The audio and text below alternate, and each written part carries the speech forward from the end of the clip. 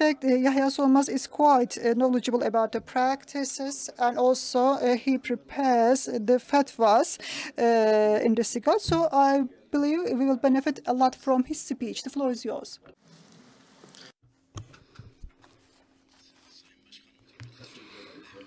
Distinguished chairpersons, dear participants, distinguished speakers, I would like to greet you all with respect. Before I start my to talk to you about Hajj, the relation between Hajj and Meshakkat, but these issues were already covered in the previous speeches. So I'm going to talk to you about Ihram prohibitions and the penalties that are incumbent on these prohibitions. I'm going to talk to you about different jurisprudences and different evidences which are taken as a basis in those different jurisprudences. I'm going to talk to you about such specific issues in order to make best use of time. First of all, muhayyer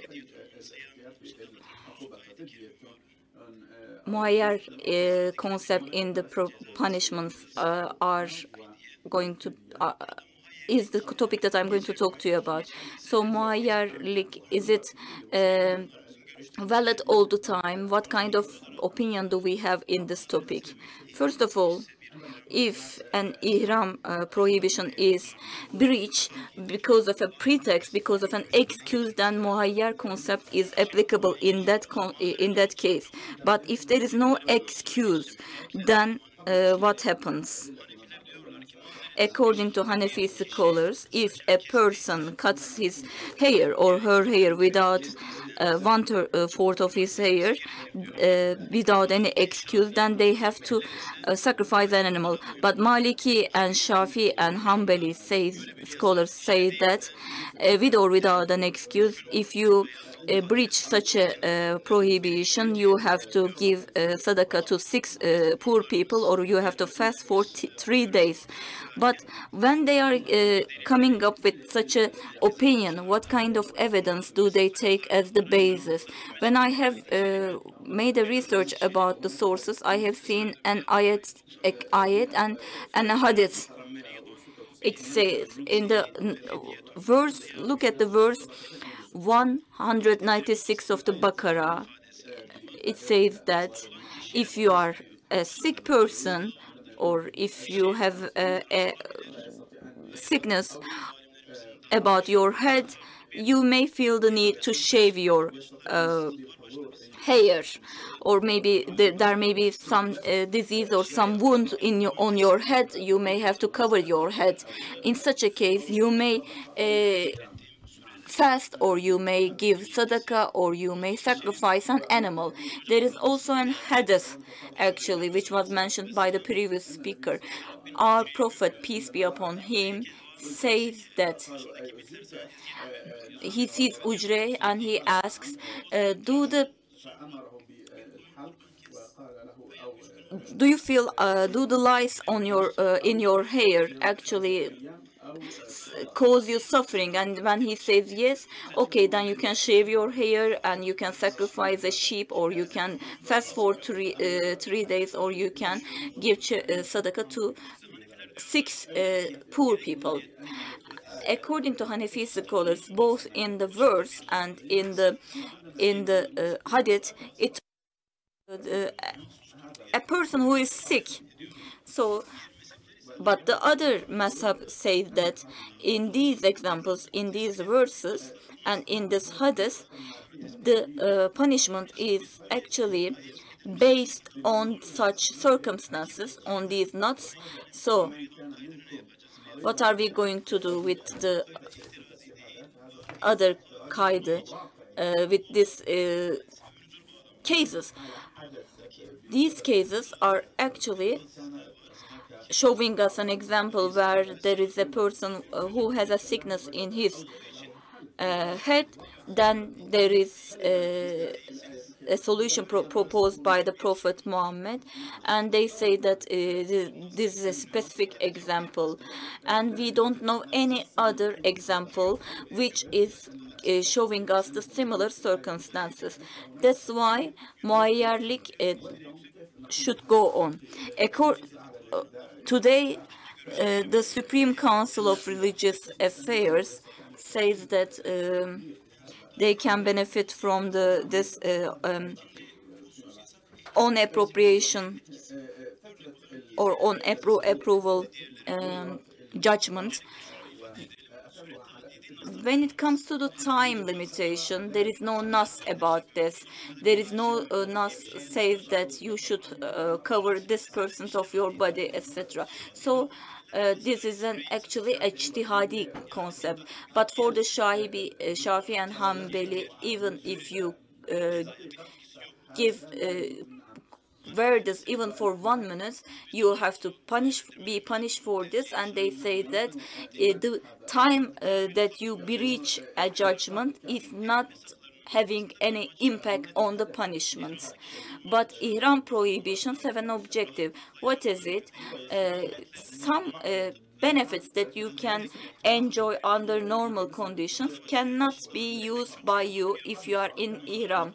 For instance, when you start to perform namaz, you have to avoid doing many things. The same is applicable to Ihram. When you cover Ihram, you cannot actually put on your ordinary clothes, so you give up on wearing your normal clothes. So based on this background, based on this evidence or this wisdom, what should be the time limitation to put on your normal clothes can mean a breach of this prohibition. So if you put on your normal clothes for X minutes, then is it going to be a case where you have to be punished? So there are different approaches to this. We can say that one daytime and one nighttime can be taken as a basis. If you have put on your normal clothes more than one daytime or nighttime, then you have to be punished for fidye. And if you have put on your normal clothes for less than one daytime and nighttime, then you have to maybe give sadaqah to 3 poor people. But Maliki said that intifa is very important for us. But what should be the proportion of the time limitation of putting off your clothes for the punishment to be imposed on you? If a person has worn the normal clothes for a full day, or put on those clothes to protect himself or herself against the cold or against the hot weather, then it can be considered as an excuse for non-punishment. But or if you have just tried on a cloth and then you have taken off those clothes, then it can be also considered and not punishment. And the amount of breach is very important. This is an example. An example for this can be cutting or shaving your head. Hanbali and Maliki take the minimum as minimum, or 3 or 4 hairs, for instance, or for Maliki it can be 10 or 12 hairs, but the maximum is 12 hair. For less, 1 sadaqah is enough, but if you have cut 3 hair, then you have to give full sadaqah. Hanafi says that irtifaki kamil is the basis, which is the 1/4 proportion. They say that when we look at people, some people cut all of their hair, and this is irtifak, but some people shave half of their hair and they feel relaxed. Is there a proportion for this? And in order to identify such a proportion, there are 2 different groups of scholars. Some scholars say that the proportion of 1/4 should be taken as the basis. However, some other scholars of Hanafi say that half of the hair should be taken as the proportion. But of course, 1/4 proportion is the more widely accepted approach and the impact of the omission or ignorance on fidya. This is very important. I am a member of the Supreme Council of Religious Affairs, so we are very much interested in fatwa. Some citizens or some pilgrims, after they come back from the sacred land, they forget to shave and they breach Ihram prohibitions not just once but maybe twice or 3 times in a consecutive manner. And when we tell these people that you have to sacrifice because you have breached the prohibition, this is a huge financial burden on this person. They have already spent money for Hajj, and when we tell them that you should sacrifice an animal because you have breached Ihram prohibition, then this is another financial burden for them. And we have tried to understand the different practices among different mazhabs. And we have seen that there are 2 different approaches here. The first one is for ihtilaf type prohibitions like hunting. When we harm another person's goods or another person's animal, we have to compensate for this. For instance, when you, of course, try to kill a person without knowing, without any intention to do so, then you have to, of course, compensate for this.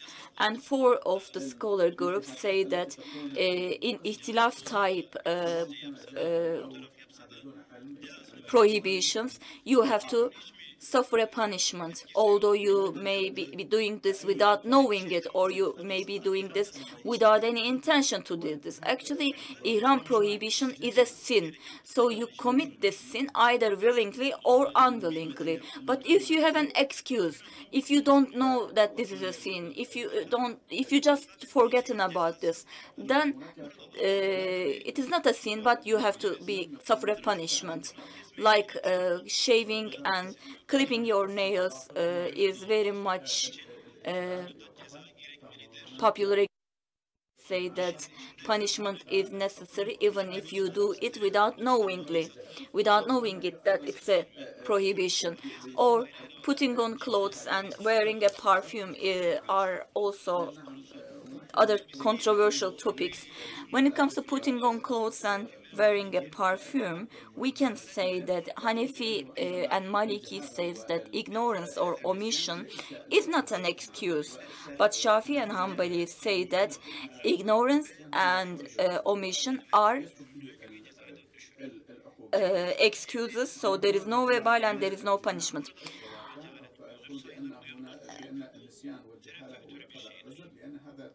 When it comes to the putting on clothes, again, it's a terefu type prohibition. Hanbali says that this is something that is irrevocable. That's why they Hanbali say that it is actually a punishment.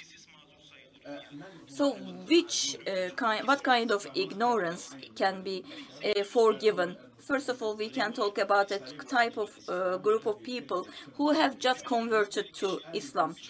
Such a person may be ignorant of the rules of the Islam, or a person may be living in a very distant place, away from the scholars, no opportunity to teach him or her of the rules of the Islam. But a person may be living in Ankara, in the city center. That person goes to Hajj, and they say that I have breached this prohibition because I didn't know this. So should we punish this person? In such a case, one group of scholars that there should be one single ignorance, and the person living in the city center is at fault because he had or she had the opportunity to learn, to teach himself. But some other scholars say that no matter where the person lives, if the person says that I don't know about those rules, then this can be considered as an excuse for not punishment. So error, omission, or ikra were actually lifted from the ummah of Allah. Prophet says that if you have jubbah, and if you wear perfume, then you should take off your jubbah and you should clean yourself of this perfume, and then you should perform Hajj and Umrah. In this respect, I'm going to talk to you about the justifications of Hanafis. Hanafis says that the first hadith, this hadith is actually about the lifting of the webal or the sin. If this person does this unknowingly, then this person is not committing a sin. But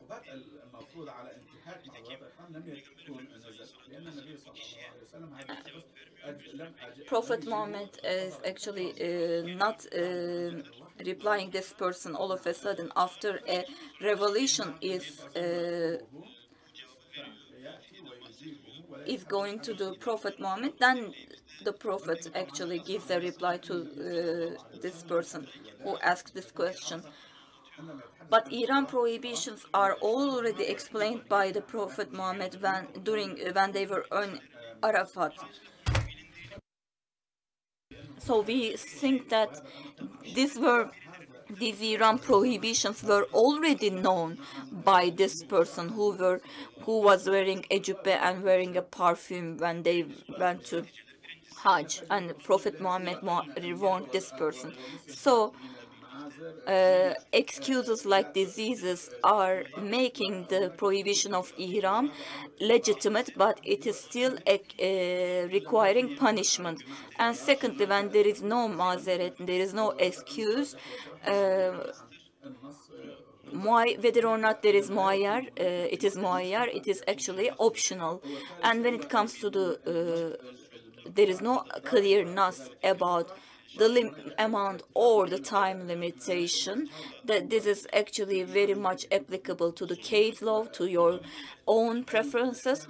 And when it comes to the impact of the omission and ignorance on the punishment, as I mentioned to you, there are two different hadiths in this respect.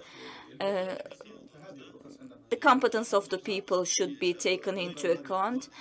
Most of the time, these are considered as an excuse. If you are breaching more than one Ihram prohibition, this is inevitable for you. Thank you very much. Thank you.